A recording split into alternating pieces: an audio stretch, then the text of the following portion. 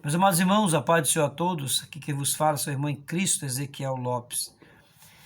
Eu gostaria de compartilhar com vocês um vídeo muito rápido e muito importante para os dias atuais. Em 1 Tessalonicenses capítulo 4, versículo 16, que é discutido por milhões de pessoas. E eu vou ler dessa feita, eu vou ler na Bíblia LTT, que é essa Bíblia aqui. E essa Bíblia, ela é literal do texto tradicional, ok? Os melhores textos, os melhores originais, né? Originais de Corã, da Septuaginta, os maçoréticos, os textos receptos, estão tudo imbuído nessa Bíblia. No versículo 16 do capítulo 4 da carta de Paulo aos Tessalonicenses, 1 Tessalonicenses 4,16 diz assim: porque ele mesmo, quem é ele mesmo? Jesus, né? Porque ele mesmo, o Senhor, que é Jesus, ele diz aqui, em umbrado de comando, na voz do arcanjo, veja que ele diz na voz do arcanjo, e no som da trompa de Deus, na nossa versão diz da trombeta de Deus, né? Então ele diz: descerá provenientes de junto do céu, e todos, aqui diz, e todos os homens, que estarão mortos nessa época, nesse momento do arrebatamento, no momento do tocar a trombeta, que estão mortos, que morreram dentro de o Cristo, aí diz a Bíblia aqui que eles ressuscitarão primeiramente. Essa expressão aqui, dentro de o Cristo, significa dizer que aqueles que morreram em Jesus, aqueles que estão mortos, que levaram até a sepultura, levaram suas vidas em conformidade com a palavra de Deus, em comunhão com a palavra de Deus, aceitaram Jesus como seu Salvador. Essas pessoas que morreram, como diz a versão corrigida, que morreram em Cristo, lá na LTT diz dentro de o Cristo, né? Dentro e no Cristo, digamos assim, porque a palavra dentro ali é guardado, imbuído. Aqueles que estão em Jesus, que estão guardados em Jesus, aqueles que estão mortos, eles hão de ressuscitar para a vida eterna. Mas o que me chama a atenção é que alguns calvinistas radicais não acreditam nesta passagem bíblica. Infelizmente, muitos, nada contra os calvinistas, nem quem quer que seja, mas porque irmãos somos, porém, as ideias são tão absurdas que não batem. E o calvinista Louis Berkhof, que é um dos grandes expoentes, ele diz que essa doutrina não coaduna ou não bate com as Sagradas Escrituras, mas porque pregamos o pré-tribulacionista, ou tribulacionismo, pregamos um arrebatamento pré-tribulacional, pregamos que ante a trombeta de Deus, a trompa de Deus tocar, zoar, os mortos ressuscitarão e incorruptivelmente serão arrebatados para o céu. E nós, o versículo posterior vai dizer que nós, os que ficarmos vivos, vamos também ser arrebatados juntamente com aqueles que morreram. Aqueles que ressuscitaram hão de subir juntamente conosco até encontrar o Senhor nos ares. É o que diz aqui o versículo 17. Diz assim: depois nós, os vivos, os que ficarmos, seremos arrebatados juntamente com eles. Essa é a versão corrigida, a atualizada. Seremos arrebatados juntamente com ele para o encontro do Senhor nos ares. Esse encontro é um encontro com a igreja com Cristo, certo? Então existem três palavras que devemos ter muito cuidado ao lê-las. Tem três termos gregos chamados apocalipsis, tem o termo chamado parousia e epifânia, ou parousia e epifaneia. Essa palavra epifaneia, ela fala de uma vinda, é óbvio.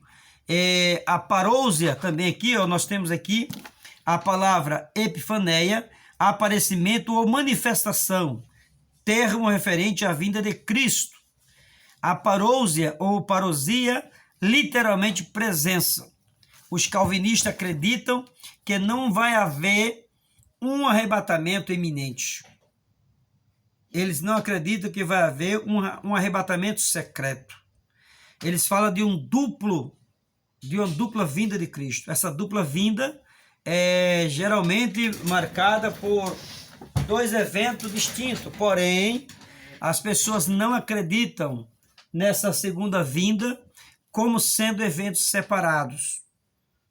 Primeiro porque o apóstolo Paulo diz que nós, os que estamos vivos, vamos ser arrebatados. E isso, lá em 1 Coríntios 15, 52 e 53, vai dizer que é no abrir e fechar de olhos. Se é no abrir e fechar de olhos, ou no piscar de olhos, é porque é de repente, subitamente, eminentemente. Também, o apóstolo Pedro vai nos dizer que Jesus virá buscar a igreja, e ele usa a metáfora ladrão. Ele diz como ladrão da noite. Ali fala, 3 da carta de Pedro, fala sobre vigiarmos, estarmos atentos, porque não sabemos a que dia nem a que hora virá o Senhor. Então, o ladrão não avisa que hora vai arrombar a sua casa. O ladrão não avisa que hora vai adentrar a sua casa e roubar os seus pertences. Assim como Jesus disse em Mateus 24, 36, ele disse que daquele dia e hora ninguém sabe. Então, alguns estudiosos, como Louis Berkhoff e outros calvinistas, dizem que essa ideologia ou ideia ou expressão de iminência foi criada por John Darby e outros proponentes, mas, na verdade, ou outros estudiosos, mas, na verdade, não foi criada nem inventada por John Darby e nem outros escritores ou expoentes, mas essa escritura, a palavra de Deus, já nos adverte que, apesar de estudarmos recentemente, há 200 anos mais ou menos aí, vem se discutindo com mais eficácia essa doutrina do arrebatamento iminente. Já nos tempos dos patriarcas bíblicos, nós temos aqui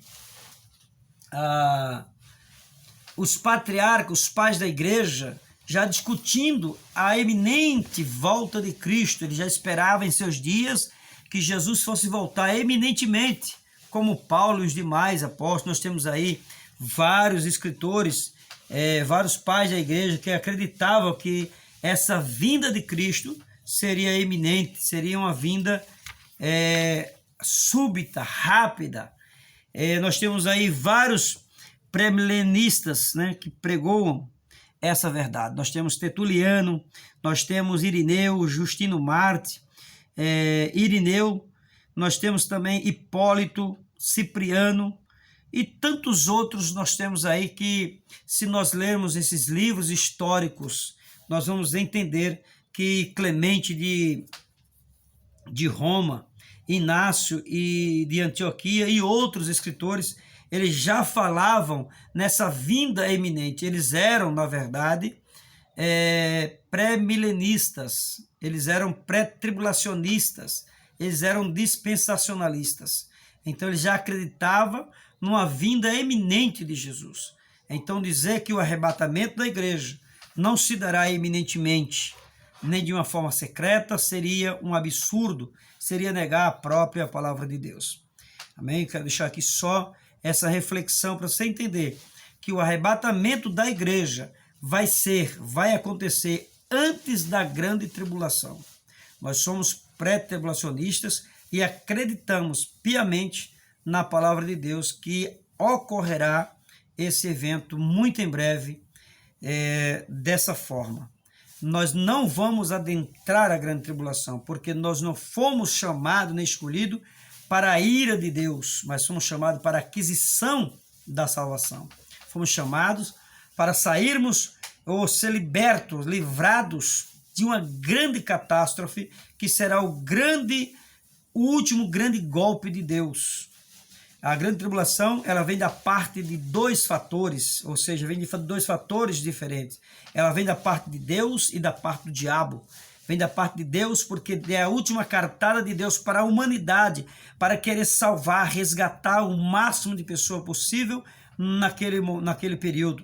E aonde Satanás também dará uma cartada grande, um golpe fatal para destruir as pessoas. Onde a Bíblia fala lá em Daniel 9 que haverá um tempo, 2 tempos e a metade de um tempo.